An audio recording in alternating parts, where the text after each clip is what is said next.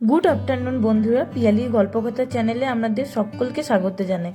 আজকে বুধবার দুপুর 2:30 মতো বাজছে। যাচ্ছি একটু সিনেমা দেখতে। অ্যানিমেল নামে যে নতুন সিনেমাটা রিলিজ করেছে ওটাই দেখতে যাচ্ছি।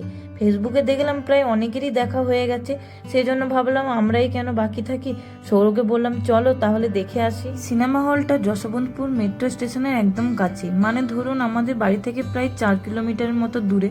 আজকে আমরা 2:30 শোতে টিকিট বুক করেছি, কিন্তু আমরা না বাড়ি থেকে বেরোতে আজকে অনেকটাই দেরি করে ফেলেছি। চলুন কথা বলতে বলতে সিনেমা হলের ভেতরে চলে এসেছি। আমরা প্রায় 20 মিনিটের মতো লেট হয়ে গেছি।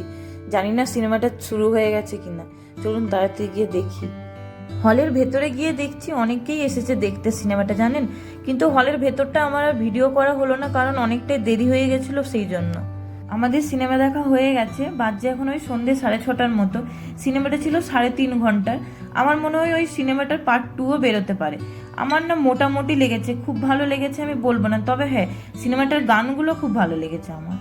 নাচতে নাচতে বেশ তো সিনেমা দেখতে চলে এসেছি, কিন্তু রাতের কোনো খাবার বানাইনি জানেন।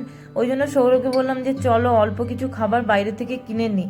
আজকে আবার সৌরভের নাইট ডিউটি আছে। ভাবছি আজকে রাতের জন্য 2টো ধোসা নিয়ে নেব। দেখুন কথা বলতে বলতে ধোসার দোকানেও চলে এসেছি। এই ধোসার দোকানটাই না আমি, সৌরভ আর সৌরভের একটা বন্ধু একদিন সন্ধেবেলা হাঁটতে বেরিয়েছিলাম, তখনই এখানে এসে ধোসা খেয়ে গিয়েছিলাম। তারপর থেকে আমরা মাঝে সাঝেই এখান থেকে ধোসা নিয়ে যাই। আগেরবার যখন আমরা এখানে এসেছিলাম তখন মশলা ধোসার দাম নিয়েছিল 40 টাকা, কিন্তু এবারে বলছে 50 টাকা। যাই হোক, তবে ধোসাগুলো কিন্তু ভালো করে। অনেকক্ষণ হয়ে গেল দাঁড়িয়ে আছি, ওই জন্য 2টো ডালের বড়া অর্ডার করেছি। সৌরভকে জিজ্ঞেস করলাম যে ও খাবে কিনা, কিন্তু ও বললো যে ওই ডালের বড়াগুলো কোম্পানিতে খায়, তো ওই জন্য আমিই নিলাম 2টো। একটা তো ছিল ডালের বড়া, আরেকটা কি ছিল আমার ঠিক ওটার নাম জানা নেই। কি অবস্থা একবার দেখুন, মাথায় হেলমেট পরেই খেতে শুরু করে দিয়েছি। তবে 2টো খাবারই ছিল অসাধারণ।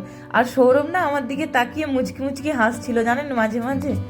আমাদের ধোসা নেওয়া হয়ে গেছে, এসেছি এখন দশরালি মার্কেটের সেই দাদাটার কাছে ফুচকা খেতে। যদিও আমি আজকে ভাবছিলাম যে ফুচকাটা খাবো না, সৌরভ বলছিল তাহলে ওই খাবে, কিন্তু আমি না ফুচকার দোকানের সামনে দাঁড়িয়ে থাকতে থাকতে না লোভ সামলাতে পারিনি।